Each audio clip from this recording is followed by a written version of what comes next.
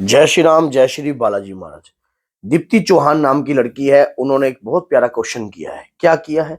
गुरुजी, मैं इतने समय से पेशी खा रही हूँ, मेरे शरीर के ऊपर नकारात्मकता है। क्या मैं भगवान को अगर अपना भोग अर्पण करती हूँ, क्या भगवान उस भोग को स्वीकार करते हैं? तो मैंने सोचा क्यों ना इसके ऊपर एक वीडियो बनाई जाए, और ये वीडियो सभी के लिए है। क्या जिनके घर में नकारात्मकता होती है या नेगेटिव एनर्जी जिनके घर में वास कर रही होती है, या कोई तंत्र के तहत भेजी गई होती है, या कोई मंत्र के तहत भेजी गई होती है, कोई क्रियाकलाप कर्म कांड के द्वारा कोई चीज लगाई गई होती है, तो क्या उनके द्वारा अगर देवताओं को कोई भोग लगाया जाता है तो क्या वो स्वीकार हो जाता है?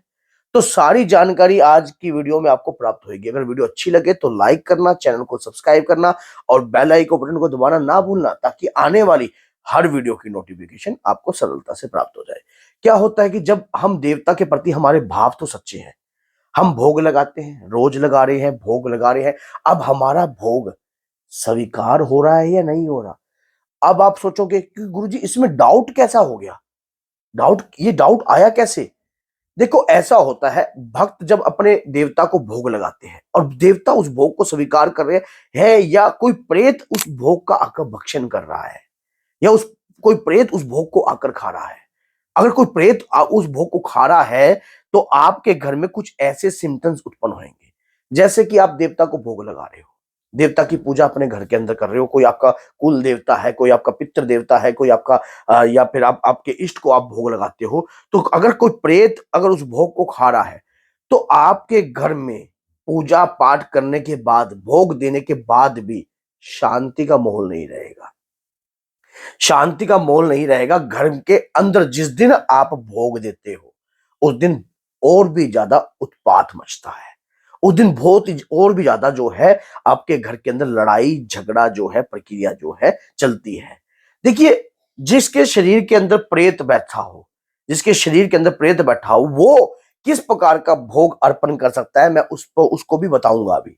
उसको भी बताऊंगा, लेकिन मैं पहले संकेत बता रहा हूं कि कैसे कैसे। अब दूसरी बात ये होती है कि कई बार हमारे स्थान पर, जैसे कि मैंने इस पर भी एक वीडियो बनाई है, कि हमारे घर के अंदर जब मूर्ति के अंदर भी क्या प्रेत का वास हो जाता है। जो घर में रहने वाले नकारात्मक ऊर्जा होती है या कोई ताकतवर शक्ति होती है, वो भी उस मूर्ति में आकर स्थान ग्रहण कर लेती है, जिसके कारण आप जितनी भी पूजा करते हो, जितना भी जाप करते हो, जितने भी आप मंत्र जाप करते हो, उससे भी आपको ऊपर जो है नकारात्मक प्रभाव ही आते हैं। फिर आप सोचते हो कि मैं भगवान की इतनी पूजा कर रहा हूं या इतनी पूजा कर रही हूं, फिर भी मुझे लाभ क्यों नहीं प्राप्त हो रहा? क्या मेरी पूजा में त्रुटि आ गई है? क्या मेरी पूजा बंधन में आ गई है? क्या मेरा भोग स्वीकार नहीं हो रहा? पहली बात तो ये है कि भोग जो आप दे रहे हो, उस भोग को प्रेत जो है उसका भक्षण कर रहा है। वो आपके देवता तक वो भोग जा ही नहीं रहा। क्यों क्यों नहीं जा रहा? क्योंकि आपके घर के अंदर नकारात्मकता ऊर्जा जो है हैवी है। अब आप कहोगे क्या मेरी भक्ति हैवी नहीं?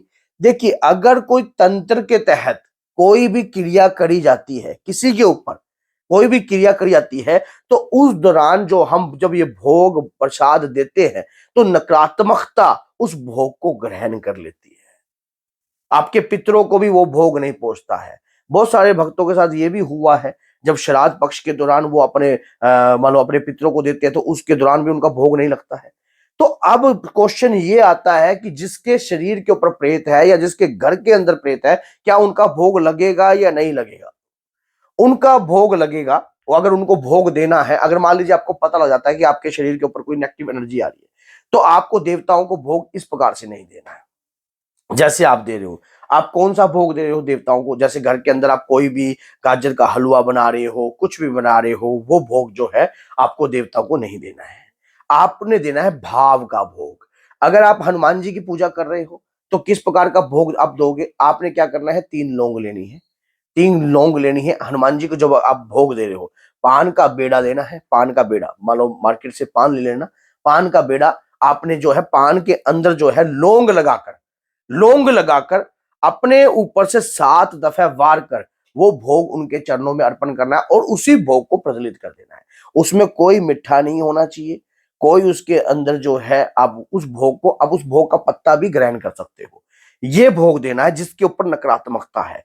पहला भोग भाव का, दूसरा भोग इस प्रकार माँ दुर्गा को दे रहे हो, माँ कालका को दे रहे हो, तब भी आपको पान के पत्ते से ही आपको भोग देना है। और माँ दुर्गा का भोग भी आपको इसी प्रकार से देना है। आपने लौंग लेनी है, आपने नारियल ले लिया, नारियल के अगर आप भोग ले रहे हो या नारियल के अनुसार आप दे रहे हो तो नारियल के ऊपर भी रखकर आप भोग दे सकते हो। जैसे कि सूखा नारियल ले लिया आपने, उस नारियल का आपने पीस कर लिए, उस पीस इतना पीस कर लो, उसके ऊपर कपूर, लौंग और हरे रंग की इलायची प्रज्वलित कर कर माँ को भोग अर्पण कर सकते हो। ये भोग 101% आपके देवता को जाएगा। इस भोग का प्रेत भक्षण नहीं कर सकता, प्रेत भक्षण नहीं कर सकता। फिर तीसरी बात ये, अगर घर के अंदर नकारात्मकता है, घर के अंदर तंत्र है या घर की या प्रेत रोगी अगर भोग दे रहा है, तो तीसरी बात ये है उसे भोग अग्यारी पर देना चाहिए। अग्यारी पर देने के बाद उसमें शुरुआत में क्या करना चाहिए, जैसे कि आपने कोई उपला जला लिया, उपला गैस पर सुगला लिया, सुगलाने के बाद पान के पत्ते के ऊपर वो उपला रख दिया। उसके दौरान जो है आपने 7 लौंग अपने ऊपर से वार कर या अपने परिवार के ऊपर से वार कर फिर उस लौंग रख दी। उसके दौरान अगर आप कोई गाजर का हलवा बना रहे हो, कोई मीठा हलवा बना रहे हो या कुछ भी बना रहे हो, उस अग्यारी पर ही भोग दीजिए, उस अग्यारी पर ही भोग दीजिए। प्रेत भक्षण तो दूर की बात है, जैसे ही आप उस भोग को प्रज्वलित करोगे या उस भोग को अपने घर में अपने देवता के नाम का लगाओगे, वो तो ये देखेगा कि मैं कहां से जाऊं, कहां को भागूं, तो वो तुरंत आपके घर से बाहर निकलेगा।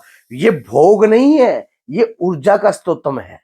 जैसे ही आपने लगाया, बाबा के वीर, बाबा के दूत, माँ की शक्तियां तुरंत उस भोग को ग्रहण करती हैं, तुरंत उस भोग को ग्रहण करती है। नकारात्मकता कभी भी इस प्रकार का भोग ग्रहण नहीं करती है, नकारात्मकता कभी भी इस प्रकार का भोग नहीं ग्रहण करेंगी।